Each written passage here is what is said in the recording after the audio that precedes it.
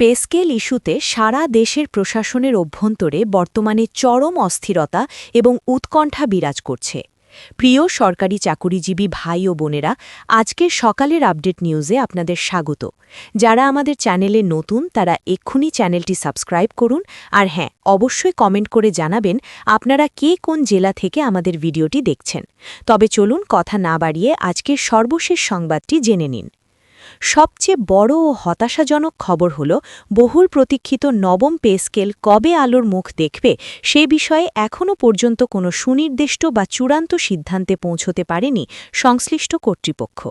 হ্যাঁ, আপনারা ঠিকই শুনেছেন, দেশের লাখ লাখ সরকারি চাকুরিজীবীর প্রাণের দাবি এই পে স্কেল নিয়ে নতুন নির্বাচিত সরকার এখনও পর্যন্ত কোনো চূড়ান্ত রূপরেখা বা ঘোষণার দিকে এগোতে পারছে না।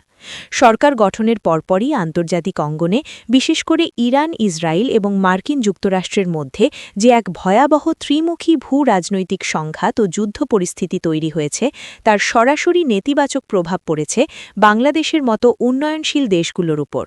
এই বৈশ্বিক অস্থিরতার কারণে আন্তর্জাতিক বাজারে জ্বালানি তেলের দাম অস্বাভাবিক হারে বৃদ্ধি পেয়েছে এবং এই বাড়তি দামের ধাক্কা সামলাতে গিয়ে বর্তমান সরকার রীতিমতো হিমশিম খাচ্ছে।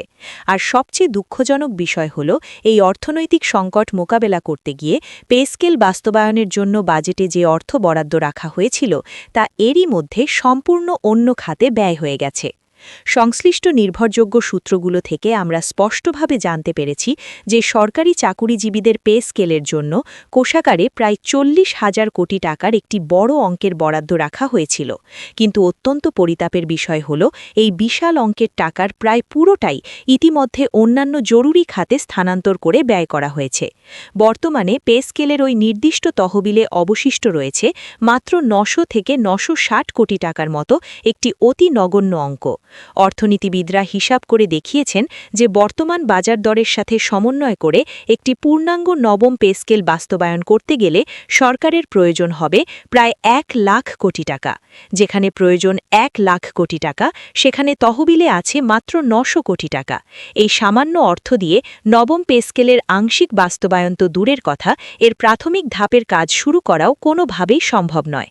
তাহলে এই মুহূর্তে সরকারি চাকুরিজীবীদের জন্য সর্বশেষ আপডেট কি? মাঠ পর্যায়ের বাস্তব চিত্র হল, সারা দেশের প্রতিটি স্তরের সরকারি চাকুরিজীবীদের মধ্যে এখন চরম ক্ষোভ, হতাশা এবং অসন্তোষ দানা বেঁধে উঠেছে। আপনারা সকলেই খুব ভালোভাবে জানেন যে দীর্ঘ 11টি বছর ধরে দেশের সরকারি চাকুরিজীবীরা একই পুরনো বেতন স্কেলের অধীনে মানবেতর জীবনযাপন করে আসছেন। সরকার প্রতি বছর জুলাই মাসে নিয়ম রক্ষার মতো করে মাত্র 5% হারে একটি বার্ষিক ইনক্রিমেন্ট বা বেতন বৃদ্ধি দিয়ে আসছে। কিন্তু একটু গভীরভাবে চিন্তা করলেই বোঝা যায় যে এই নামমাত্র 5% ইনক্রিমেন্ট কোনোভাবেই বর্তমান বাজারের ভয়াবহ মূল্যস্ফীতির সাথে পাল্লা দিয়ে কর্মচারীদের টিকে থাকতে সাহায্য করে না। বিশেষ করে বৈশ্বিক করোনা মহামারীর পর থেকে দেশে প্রতি বছর গড়ে 8 থেকে 10% হারে জিনিসপত্রের দাম বেড়েছে। আর গত 2 থেকে 3 বছরের হিসাব ধরলে এই মূল্যস্ফীতির হার 12 থেকে 15% বা তারও বেশি গিয়ে ঠেকেছে।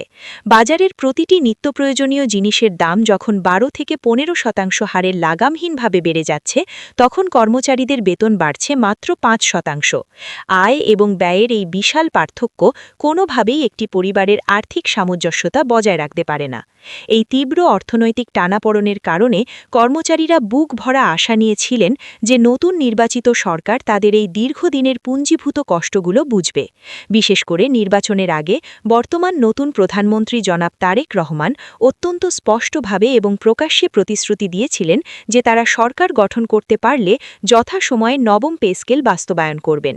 সাধারণ কর্মচারীরা মনে করেন, দীর্ঘ 11 বছর সময় ইতিমধ্যেই পেরিয়ে গেছে, তাই পে স্কেল ঘোষণার জন্য এখনই হলো সবচেয়ে উপযুক্ত এবং যথাসময়। সারা দেশের লাখ লাখ চাকুরিজীবী এখন এই যথাসময়ের দিকেই চাতক পাখির মতো তাকিয়ে আছেন এবং তারা মনে প্রাণে চাইছেন এই পে স্কেলটি যেন আর কোনো টালবাহানা না করে খুব দ্রুততম সময়ের মধ্যে বাস্তবায়ন করা হয়। অনেকেই প্রশ্ন তুলছেন, এই নতুন সরকার কি আসন্ন ঈদের পরপরই কোনো সুখবর দেবে, নাকি পরিস্থিতি সামাল না দিতে পেরে আগামী অর্থবছরের বাজেটে এটি অন্তর্ভুক্ত করবে, নাকি আদৌ বাস্তবায়নের কোনো সদিচ্ছা তাদের রয়েছে কিনা? এই চরম অনিশ্চয়তার দোলাচলে দুলছে গোটা প্রশাসন। অর্থ সংক্রান্ত এই গভীর অর্থনৈতিক সংকটের পরিসংখ্যানগুলো একটু বিস্তারিতভাবে বিশ্লেষণ করা যাক। পে স্কেলের জন্য যে 40,000 কোটি টাকা বরাদ্দ ছিল, তার মধ্যে প্রায় 39,000 কোটি টাকাই কিন্তু অন্য খাতে জরুরি ভিত্তিতে ব্যয় হয়ে গেছে। এই বিশাল অঙ্কের টাকা কোথায় কিভাবে খরচ হয়েছে সেটিও সকলের জানা প্রয়োজন। সরকারের হিসাব অনুযায়ী আন্তর্জাতিক বাজারে তেলের দাম বাড়ায় দেশে জ্বালানি খাতে ভর্তুকি দিতেই ব্যয় হয়েছে 24,000 কোটি টাকা। দেশের খাদ্য নিরাপত্তা নিশ্চিত করতে গিয়ে কৃষকদের কৃষি ঋণ সহায়তা প্রদান খাতে খরচ হয়েছে 15,000 কোটি টাকা। এর পাশাপাশি সাধারণ নিম্ন আয়ের মানুষের জন্য পরিচালিত ফ্যামিলি কার্ড কর্মসূচির পেছনে ব্যয় হয়েছে আরও 38 কোটি টাকা। সব মিলিয়ে পে স্কেলের টাকা এভাবেই বিভিন্ন জনকল্যাণমূলক ও জরুরি রাষ্ট্রীয় খাতে শেষ হয়ে গেছে। যেখানে আংশিক বাস্তবায়নের জন্যই বিশাল অঙ্কের টাকার প্রয়োজন, সেখানে সরকারের হাত এখন প্রায় শূন্য। আমাদের দেশের রাজস্ব আয়ের বর্তমান চিত্র খুব একটা আশাব্যঞ্জক নয়। কর্মচারীদের বেতন ভাতা এবং রাষ্ট্রের অন্যান্য ব্যয় মেটানো হয় মূলত জনগণের দেওয়া কর ও রাজস্ব আয় থেকে। কিন্তু সাম্প্রতিক মাসগুলোতে সরকারের রাজস্ব আয়ের পরিমাণ আশঙ্কাজনক হারে কমে গেছে। অন্যদিকে রাষ্ট্র পরিচালনার নিয়মিত ব্যয় বহুগুণে বেড়ে গেছে। বাজেটে ঘাটতির পরিমাণ প্রায় 60,000 কোটি টাকায় গিয়ে ঠেকেছে। এই বিশাল আর্থিক ঘাটতি এবং আয়ের তুলনায় ব্যয়ের আধিক্যের মধ্যে নতুন সরকার কিভাবে লাখ লাখ কর্মচারীর জন্য পে স্কেলের মতো এত বড় একটি আর্থিক দায়ভারের সমন্বয় করবে, সেটি এখন এক বিশাল বড় প্রশ্নচিহ্ন। এখন আসা যাক পে স্কেল দেওয়ার ক্ষেত্রে মূল সমস্যাগুলো কোথায়। দ্রব্যমূল্যের অস্বাভাবিক বৃদ্ধির কারণে বর্তমান পুরনো স্কেলের বেতনে একজন সাধারণ সরকারি কর্মচারীর জীবনযাপন একেবারেই অসম্ভব এবং কঠিন হয়ে পড়েছে। একটি সাধারণ উদাহরণ দিলেই বিষয়টি পরিষ্কার হবে। আজ থেকে 5 বছর আগে যে পণ্যটি কিনতে 5 টাকা লাগত, বর্তমান বাজারে সেই একই পণ্য কিনতে 20 টাকা বা তার বেশি খরচ হচ্ছে। অর্থাৎ জীবনযাত্রার ব্যয় 4 থেকে 5 গুণ বেড়ে গেছে, কিন্তু কর্মচারীদের বেতন সেই অনুপাতে 4 বা 5 গুণ বাড়েনি। আর ঠিক এই বাঁচার তাগিদেই সরকারি চাকুরিজীবীরা দীর্ঘদিন ধরে নবম পে স্কেল দ্রুত বাস্তবায়নের দাবি জানিয়ে আসছেন। এটি এখন আর তাদের কোনো বিলাসী দাবি নয়, বরং এটি তাদের পরিবারের সদস্যদের মুখে দুমুঠো ভাত তুলে দেওয়ার মতো একটি মৌলিক চাহিদার অংশে পরিণত হয়েছে। পে স্কেল বাস্তবায়নে এই অনাকাঙ্ক্ষিত দেরির পেছনের রাজনৈতিক প্রেক্ষাপটও বেশ জটিল।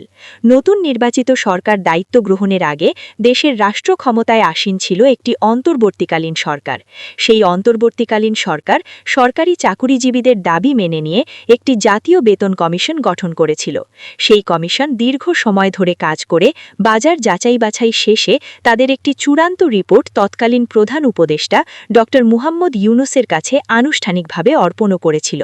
তখন সারা দেশের সরকারি চাকুরিজীবীরা দৃঢ়ভাবে বিশ্বাস করেছিলেন যে এবার হয়তো তাদের দুঃখের দিন শেষ হতে চলেছে এবং খুব দ্রুতই পে স্কেল বাস্তবায়িত হবে। কিন্তু শেষ পর্যন্ত সেই অন্তর্বর্তীকালীন সরকার সরকারি চাকুরিজীবীদের চরমভাবে হতাশা করে বিদায় নিয়েছে।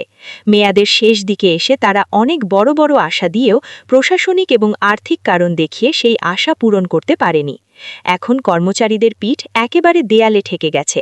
তারা আশা করছেন নতুন রাজনৈতিক সরকার যেন দ্রুত নবম পে স্কেল বাস্তবায়ন করে।